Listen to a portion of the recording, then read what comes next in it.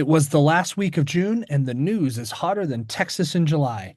Trump is talking deportations again. Congress dropped a legislative phone book to bankrupt America, and Mark Zuckerberg is building an AI Death Star. Meanwhile, a rabbit threw out the first pitch at a baseball game, and somehow that's still not the weirdest thing that happened. This is This Week in News. I'm Tom Watley. Let's get into it.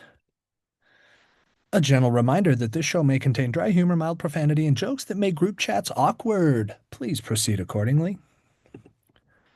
Let's start with politics. This week, we finally got the big, beautiful bill Trump promised us, and like most things he calls big and beautiful, it's bloated, confusing, and only sounds good if you're yelling it from a golden escalator. Congress dropped the 2,400-page immigration and infrastructure mega bill this week, which Trump later signed into law on the 4th of July. Some estimates project it will add up to $5 trillion to our already crippling national debt. It also strips key investments and credits to renewable energy. It's a classic DC move. Slap together immigration, roads, taxes, and hopes into one Frankenstein document that no one will read, but surely everyone will argue about. Kind of like a Cheesecake Factory menu. Long, overwhelming, and no one really knows what's inside it. Also, Trump's deciding to threaten mass deportations again, this time including protesters, migrants, and probably anyone who says latte instead of coffee. And no one is safe, not even his old buddy Elon Musk. And as the Trump-Elon drama continues, we're struck by the irony. It's billionaire versus billionaire, and honestly, I haven't seen a billionaire this obsessed with deporting people since Musk tried to send Twitter employees to Mars. Moving on to sports, Caitlin Clark and the Indiana Fever recently won the WNBA's Commissioner's Cup, an in-season tournament that crowns an in-season champion. She's also leading the All-Star votes by a landslide with the fans. But when WNBA players were polled, she ranked ninth. Translation? Fans see Seth Curry. Other players see that new intern who actually asks to join the group chat. Which is insane considering what Clark means to the league and the other players' potential salaries. Let's just say it's giving us Regina George transfers in from Iowa vibes.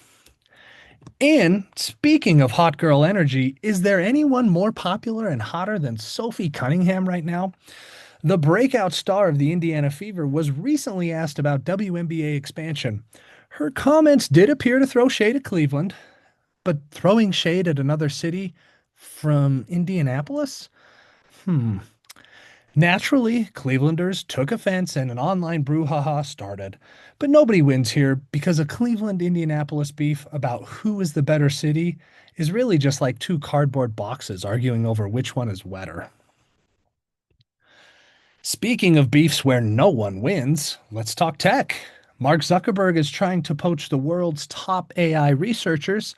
Sam Altman floated rumors earlier this week that Zuck was offering upwards to $100 million signing bonuses for top AI minds to come join Meta. This means the Zuckerberg-Altman battle is heating up. It's kind of like Iron Man versus Vision. You know, if both were emotionally unavailable and raised by hedge funds. So really, we've got ourselves a full-blown nerd Cold War. And speaking of Cold Wars, China unveiled an all-robot soccer team this past week.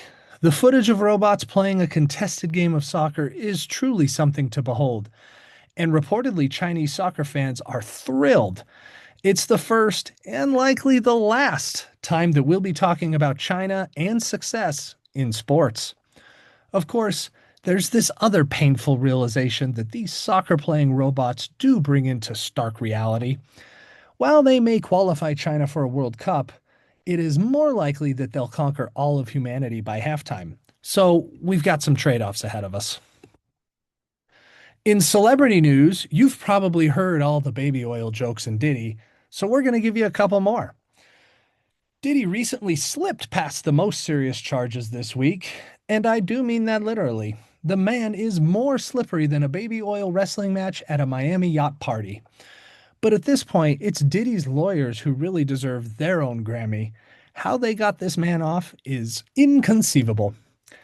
Meanwhile, Charlize Theron proudly declares she's deep into her cougar era. Her words, not mine.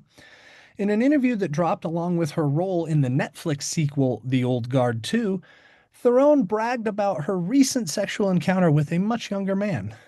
Now, look, if Charlize is into you, I don't care if you're still in driver's ed, you say yes. She's not a cougar, she's a lioness. And she has Wi Fi and, an Oscar.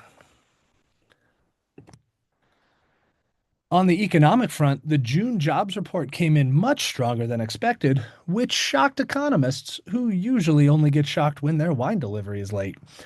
This will further the tension between Trump and Fed Chair Jay Powell as they stare each other down over a rate cut. And the odds of Trump calling Powell a moron this week are 100%. As to what was behind the unexpected jump in jobs, turns out everyone's still working tirelessly and in some instances taking on two and three jobs. And that's probably because housing now costs infinity dollars. Speaking of housing and affordability, crypto is now being considered to help people qualify for mortgages. You heard that right. Crypto is being considered to help people qualify for mortgages.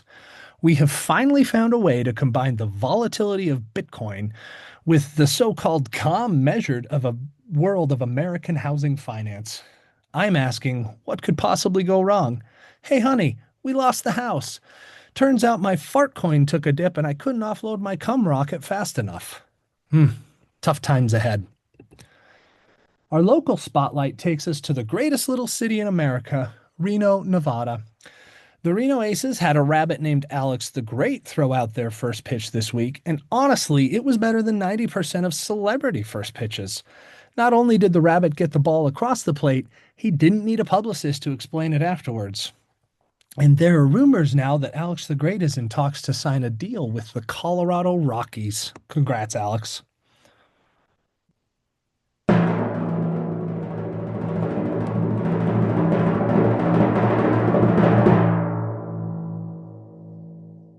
You know what that means. It's time for our Trump Truth of the Week.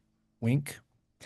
Donald Trump unveiled his latest product this week, a men's fragrance called 4547, a nod to his presidential aspirations and delusions.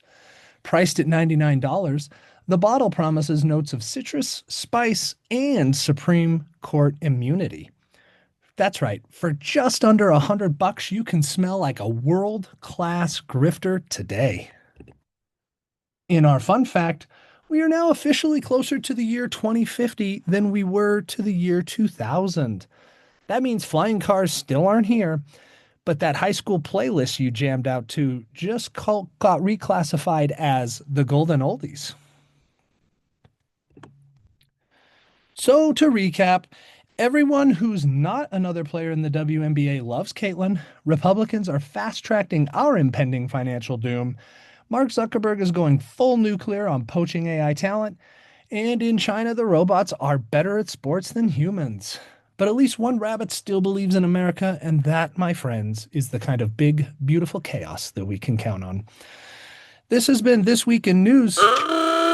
We'll see you next week, and it does look like Diddy will be back on the street soon, so if you need baby oil, please stock up now.